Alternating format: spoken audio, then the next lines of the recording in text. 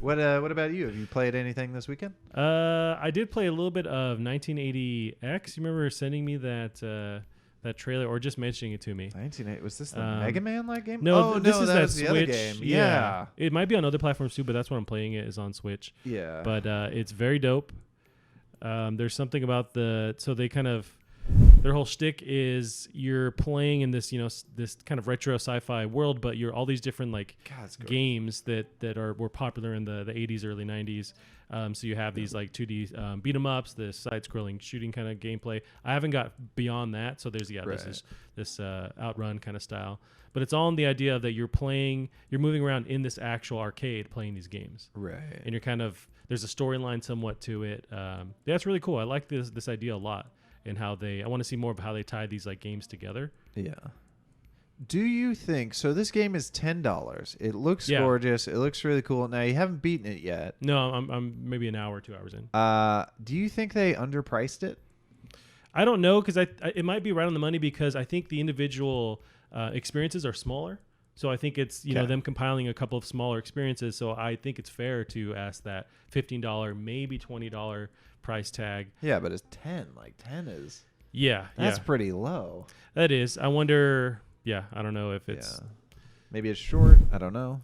There's an argument though the with balancing that price point, the smaller you go, the less risk there is for someone to jump into a new property and just buy it. So maybe they actually bring in more fans by having that low price point. Right. I mean, there is, but there's also sort of that expectation of like my first expectation when I hear it's $10 is, oh, this is going to be like an hour long. It's going to be Sure. really short.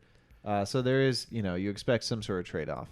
I wonder if, and I imagine as you get further in the game or if you beat it, then you can go back and play those games whenever you want, like move around the Maybe. arcade physically, and that would kind of add some kind of, replayability to it. But I'd it's be a neat idea. I'd be curious to know. It looked like the guy in the beat 'em up was your guy. So I'd be curious to know if there's sort of some Yeah. theming like stuff going on in your real world. It starts affecting like how you imagine the game playing out. Right. It's hard to tell because there is something like that going on. Your narrating voice is kind of describing being a loner and going through Right. this arcade and finding friends. And I don't know if you're imagining yourself in the game somewhat too, or it's like relating to your life. I'm just not there yet in the story, but that might be what's going on. Yeah. Yeah, it's a neat idea. I forget the actual devs here, but I'm sure I could Google it and find it out in a second. But yeah, you had described it to me or send it to me. I think I sent you the trailer. So High Bit Studios is the name of the Yeah. dev. Yeah. Yeah, gorgeous trailer at least. And the art, in the game is super gorgeous. It's definitely like their fans. It's a love letter to that 16-bit style, Sega Genesis, Super Nintendo style.